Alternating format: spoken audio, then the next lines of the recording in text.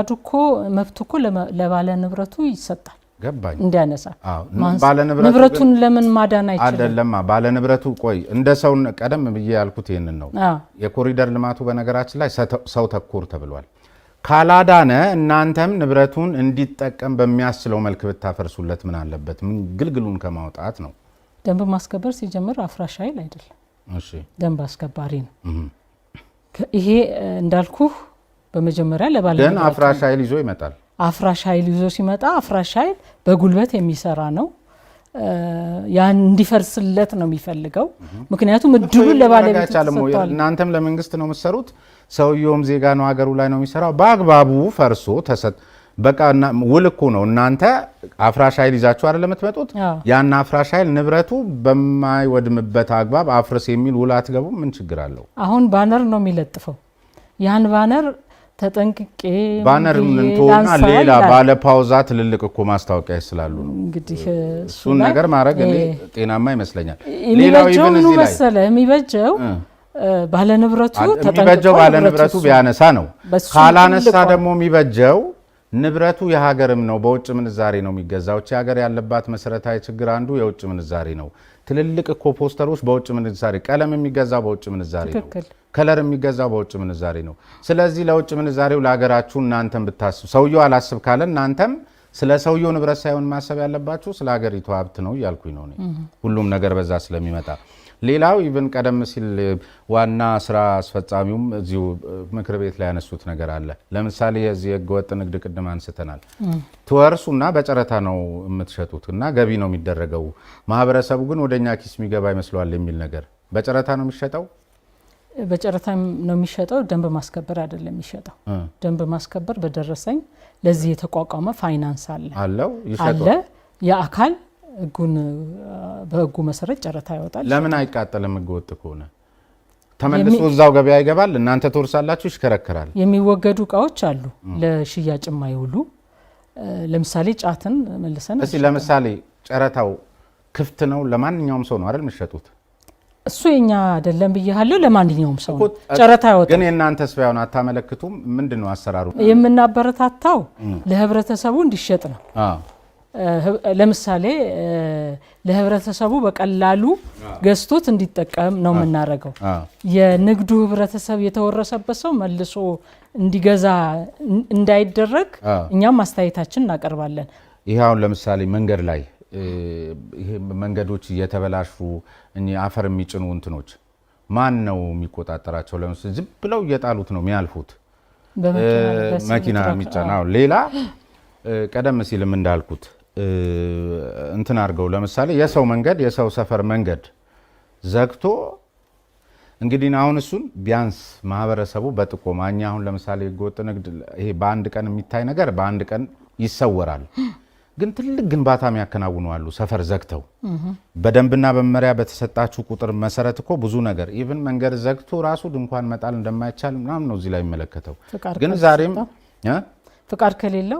ፍቃድ ከሌለው መንገድ ዘግቶ ድንኳን መጣል ለምሳሌ ሀዘን ቢደርስ እኮ ቆይ ልነግርህ እንደሱ አይነትም አለ ግን ደግሞ ተገቢነት የሌለው ድምጽ እያሰማ ጆሮ የሚበጥስ ድምጽ የሚያሰማ ሰርግ ያንዳንዱማ በዚህ ከተማ ላይ እኮ አስፋልት ዋናውን አስፋልት ተዘግቶ ስንትና ስንት ድንኳን ተጥሎ እዚህ ከተማ ላይ የተከበረ ሰርግ መንገድ ተዘግቶ አንዱ መንገድ እናንተ ደንብ አስከባሪ ነን ባላችሁበት ከተማ ላይ ምናልባት ባለስልጣናት ሊሆኑ ይችላሉ ምናምን ለነሱ ሲሆን ነው ወይ ለሌላው ወዳህ ሲሆን ድንኳኑን መነቃቅራችሁ ትጥላላችሁ ነገር ግን የቦሌን መንገድ የሚያል አዘግቶ ሰርግ የሚደግስ አለ አደባባይ ዘግቶ ቤት የሚያስመርቅ አለ እዚህ ከተማ ላይ ይሄ መቼም ማስረጃ ያስፈልጋል አይሉኝም አይደለም በመንገዶች ላይ ድንኳን ለመትከል መጀመሪያ ፍቃድ የሚሰጠው ትራፊክ ማኔጅመንት እሺ ያንን ፍቃድ አለው የመንደሩንም የትኛውንም ለምሳሌ አሁን ሰንደይ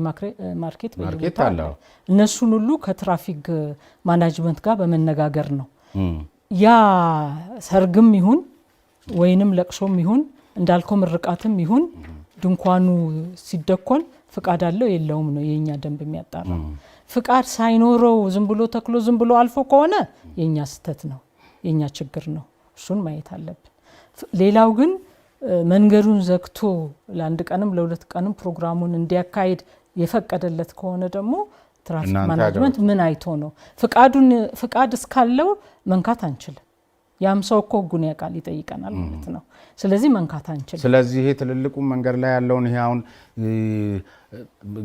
እሺ ለምሳሌ ድንኳኑን ትራፊክ ማኔጅመንት ፈቀደ። ድምጹን ማን ነው የሚፈቅደው? ድምጽ አንድ ሰፈር እንዳይተኛ ተደርጎ አንድ ሰፈር ህፃናት እንዳይተኙ ሀዘን የተቀመጡ ሀዘናቸውን በአግባቡ እንዳያከናውኑ ፈተና ያለባቸው ማህበረሰብ ልጆች እንዳያጠኑ ሆኖ አንድ ሰፈርን የሚያውክ ድግስ ይደረጋል እዚህ ከተማ ላይ። ትክክል። ከዛ ድምጹን እናንተ የመቆጣጠር መብት የላችሁም? ድምጽኛ አይደለም። ድምጽ መቆጣጠር የአካባቢ እንትን አለ። ለኛ የተሰጠን 9 ደንብ መተላለፎች ነው። እሺ። ድምጽን በተመለከተ አካባቢ ጥበቃ የሚባል አለ። የሚለካ መድኃኒት ቁጥጥር የሚባል ባለስልጣን አለ። ግን እነሱ የኛን እገዛ የሚፈልጉበት ጊዜ አብረን የምንሰራቸው ስራዎች አሉ። ይሄ ግን መገፋፋት አንጥቷል የሚባለው እውነት ነው አይደል? ምክር ቤትም ላይ ሲነሳ ሰምቻለሁ። የሆነ የኃላፊነት መገፋፋት አንዳንዱም ወይ ስልጣን ደረጃውን አልተገነዘበ ይሆን? ብዙ ያጨቃጨቃችሁ ይመስለኛል። እስኪ ንገሩኝ። አይደለም በኃላፊነትና ተግባር በአዋጅ ለሁሉም ተሰጥቷል። ኃላፊነትና ተግባር በአዋጅ ለሁሉም ሲሰጥ አብረን በጋራ ልንሰራቸው የሚገባ ስራዎች አሉ። እነዛን ስራዎች ሳንሰራ ስንቀር አንዱ በአንዱ ለማሳበብ የሚሞክረው ነገር አለ። ለዚህ ምን ተቋቋመ? ይህንን በቅንጅት አብሮ እንዲሰሩ የሚያደርግ ራሱን ዲፓርትመንት ራሱን የቻለ ተቋቁሞለታል ማለት ነው። እኛ አሁን ከ23 የተለያዩ በከተማችን ካሉ ተቋማት ጋር ተፈራርመን አብረን እየሰራን ነው። ግን ይሄ ወይዘሮ አበባ የሆነ ግብ ይገባኛል፣ የሆነ ግብ አላት እቺ ከተማ። አሁን 23 ተቋማት ስትፈራረሙ ስትሰባሰቡ ምናምን አሁን እውነት እንደው እንዴት ሆኖ ነው አንዱንስ የምታመጡት? ማለት ኃላፊነትን ለመሸሽም ለማምለጥም ለመመስገንም ይመቻል። ሽልማት ሲሆንም ለሽሚያ ይመቻል፣ ወቀሳም ሲሆን ለማምለጥ ይመቻል። ካልሆነ በስተቀር አሁን 23 ታችሁ ተናባችሁ የምትሰሩ ሁለት ሰዎች መደማመጥ ባቃታቸው ከተማ ላይ እንዴት ነው? እኛ መደማመጥም አላስቸገረንም። ደንብ ማስከበር ብቻውን መስራት ስለማይችል፣ ምክንያቱም የተሰጡት ደንብ መተላለፎች በሙሉ ከሌላ ተቋም ጋር የግድ የሚያገናኝ ናቸው። ለምሳሌ መንገድን እንጠብቅ ስንል ከመንገድ ጋር የግድ መናበብ የሚገባን ነገሮች አሉ። እስክትናበቡ ግን ብዙ ነገር አይደለም፣ አሰራር አለዋ። አሁን እርሱ አያዩትም? አሁን ቀደም ሲል ያነሳውሎት እውነት አንዳንዶቹ መንገዶች አዳዲስ ናቸው፣ ያሳዝናሉ። ማለት እነዚህ ሲኖትራኮች ስራ ይስሩ እያልን አይደለም፣ ግን ከልክ በላይ ጭነው አሁን እሱ የሚመለከተው ሌላ ሚዛን የሚባል ነው። ግን ያንጠባጠቡት ከዛ እንትኑ ላይ ይጋገራል እዚህ አስፓልቱ ላይ። ከዛ ደግሞ ሌላውም ደግሞ የዚህ ጽዳትና ማህበረሰቡም የሚያውቁት ነው፣ ድሬኔጁ ይደፈናል በዚህ በኩል። እሱ ሁሉ ተደበላልቆ አሁን እርሶ ሄደው የውሃ ልማቱን እስኪጠሩት መንገዱን እስኪጠሩት ምን እስኪሆን የሆነ ነገር ለምን እንዲጠናታ እንዴት እሱን እያሻሻልን መጣን። ለምሳሌ አሁን ያልከው መኪና አላግባብ ይጭናል። ጭቃውን ደግሞ እንትን የቆፍሮ የነበረበትን ይዞ ተሸክሞ ሲሄድ አስፋልቶች ይበላሻሉ። ስለዚህ የደንብ ማስከበር ቁም ሲለው አይሰማም። ስለማይሰማ በምን ተስማማን? ትራፊክ ማኔጅመንት አንዱ ከ23ቱ አንዱ ስለሆነ ማለት ነው ይጠየቃል። እምቢ ሲል ፎቶግራፍ አንስተህ ለትራፊክ ማኔጅመንት ማስተላለፍ ነው። ስለዚህ ይሄን አሁን ጀምረናል ማለት ነው። እዛው አጥቦ እንዴት ነገ እናንተንም ለማየት ልጠቁሙት። ቀን በቀን የዓመቱ ሙሉ መንገዱ ትክክል ነው። አሁን ከቦሌ ሚካኤል እስከ ቦሌ ቡልቡላ አዩት፣ ሂዱና አዩት። ቀን በቀን አሁንም ቢሄዱ ስለሚያገኙ። ትክክል። ከኮሪደር ልማቱ ጋር በተያዘ በርካታ ነገር ይነሳል። ከዚህ ጋር ተያይዞ የመጣ ደግሞ የደንብ መተላለፍ ጉዳይ አለ። በእናንተ ግምገማ አሁን የኮሪደር ልማቱ ባለበት ደረጃ ላይ የደንብ መተላለፍና ደንብ ማስከበርን ስራ ማከናወን የሚያስችል ምቹ ሁኔታ አለ? የመጀመሪያው ከዚህ ከኮሪደር ልማቱ ከደንብ ማስከበር ምን ይጠበቃል ነው። ከደንብ ማስከበር ምን ይጠበቃል? 9 ደንብ መተላለፍ እንዳይከሰቱ ማድረግ ነው። አንደኛው በጣም አስቸግሮ ያለው የደረቅና ፍሳሽ ቆሻሻ በአካባቢው ላይ ችግር መፍጠር ነው።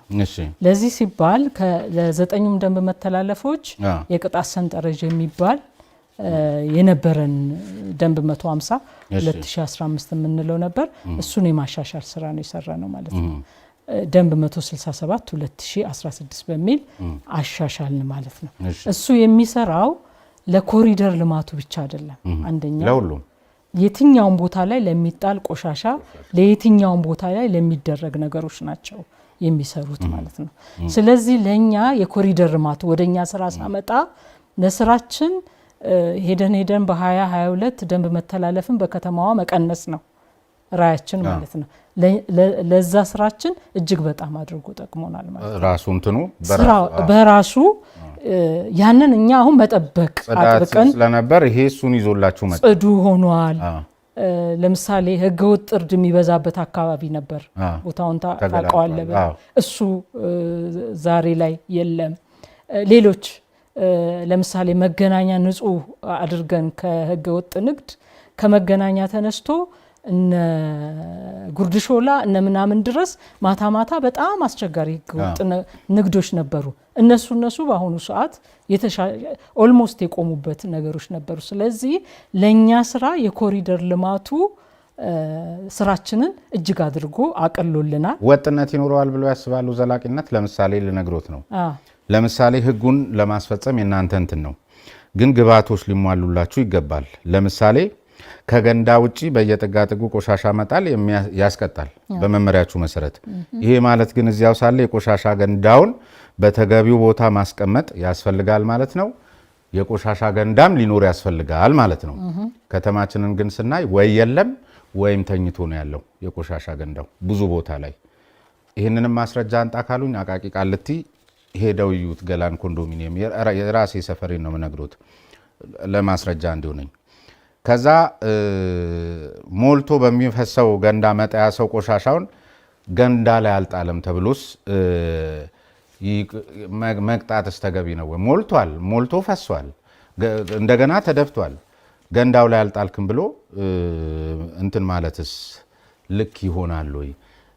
በተመሳሳይ አሁን ከኮሪደር ልማቱም ጋር ተነስቶ እኔ ሰምተውትም ሊሆን እንደሚችል ገምታለሁ። ለምሳሌ በቦሌ መድኃኔዓለም ቢሄዱ መገላለጡ ቀደም ሲል የዚህ የኮሪደር ልማቱ ትሩፋት ከውበት ባሻገር የሚሆኑ በርካታ ነገሮች አሉ። አንዳንዱ እኮ ምሽግ ነው ለሌባም፣ እሱ ሁሉ ነው የተገለጠው። ዝም ብሎ ደግሞ ግልጥ ሲልም ደግሞ ዝም ብሎ መንፈስን ደስ የሚያሰኝ ነገር አለው።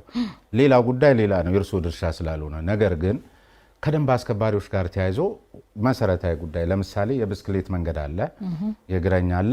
ወጥቷል ደንብ መመሪያው። ባለፈው በእናንተ ዋና ስራ አስፈጻሚ በኩል ማብራሪያ ተሰጥቶበታል። ለምሳሌ የእግረኛ መንገድ ያልቃል አይደል? የሚያልቅበት ቦታ የሆነ ግንባታ ጋር ሲደርስ ይቆማል። የብስክሌቱና አስፋልቱ ይቀራል እና ወደ ኋላ ልመለስ ነው፣ በአየር ላይ ልሄድ ነው፣ ወዴት ልሂድ? ከዛ አቋረጥከው ብላችሁ ልትቀጡኝ ነው? ይሄ ፋክት። ይሄንንም ማስረጃ ያሉኝ ከቦሌ መድኃኔዓለም እዛ ምንድነው አትላስ ድረስ ሂዱ፣ የትም ይሄድና የሆነ የህንፃ አጥር ጋር ሲደርስ የእግረኛው ይቆምና የብስክሌቱ ይሆናል። ወይም መመሪያውን ስታወጡ እዛ ጋር ስትሄድ በብስክሌቱም ላይ ሂድ ብላችሁ ካልሆነ በስተቀር ወደ ኋላ ነው የምመለሰው፣ በአየር ላይ ነው የሚሄደው። ወደ ኋላ አትመለስም። ወደ ልሂድሽ እስካመቻቸን ድረስ ነው የምንቀጣው። ያ ነገር ከሌለ አንቀጣም ማለት ነው። የእግረኛ መንገድ ሲያልቅ ብስክሌት መንገድ ላይ መሄድ አያስቀጣም። አንተ ስታስበው እንዴት ስታስበው አይደለም ቁልጭ እዛ ለምን ቦሌ ትሄዳለህ? እዚሁ ቅርብ እኛ የቸገረንን ነገር ለቅመን እያሳወቅን ነው። በጣም ጥሩ። ይሄም በዛው እግረ መንገድ ማሳወቅ ነው። በነገራችን ትክክል ነው። እዚቹ ቅርብ ማን ነው ሰማዕታት ሐውልት ፊት ለፊት ሰሞኑን ስንሰራ እየለቀምን ነው። እሱን እኛ በየዙራ ሁሉ ስላየሁት ነው አሁን የምነግርህ። ተመድበን ማለት ነው። እኔ አሁን ይሄን ማነሳለህ እዚህኛው መስመር ላይ ተመድቤ ስለነበር ምንድነው ለስራችን እያስቸገረን ያለው ምንድነው የሚለውን እየለቀምን እያሳወቅን ያለንበት ሁኔታ ነው። ይስተካከላል። እስከዛ ግን ወደ ኋላ ተመለስ፣ ብስክሌት መንገድ ሳይኖርህ አትርገጥ አንልም። ነገር ግን ሶስቱም ነገር ተስተካክሎ በተሟላበት ሁኔታ ግን እያስተማርን ነው። እኛ አልፈን ህብረተሰቡ ራሱ እያስተማረልን። ይሄ ማለት ባይ ዲፎልት አሁንም በዚህ ሎጂክ ገንዳ በሌለበት ቦታ ሸንኮራ ልጣጭ ብጥልስ እሱም ባልተሟላበት ልል ነው እና በኪሴ ጆሊድ አትችልም።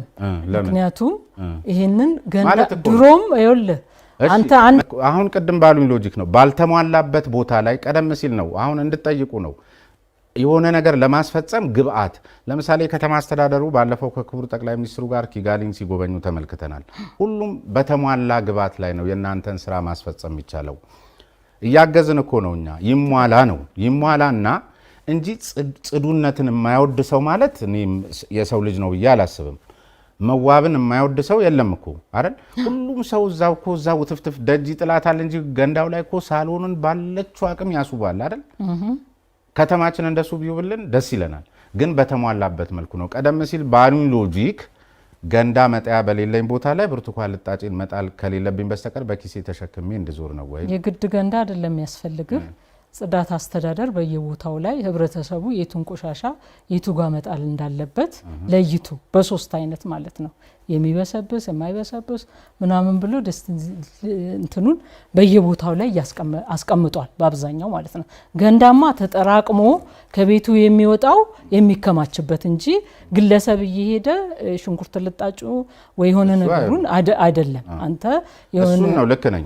ስለዚህ በየቦታ ለምሳሌ አሁን የዚህ የዋና ጎዳናዎች ላይ አለ አንዱ ከቅጣት ጋር በተያያዘ ጥፋት ፈጽመው የቅጣት ገንዘቡን መክፈል አቅም እንደሌላቸው የተረጋገጠ ከሆነ በምትኩ አካባቢ በማጽዳት ወይም አካላዊ እንቅስቃሴ ስፖርት በማድረግ ቅጣቱ ይካካስላቸዋል የሚል ነገር ለምሳሌ አቅም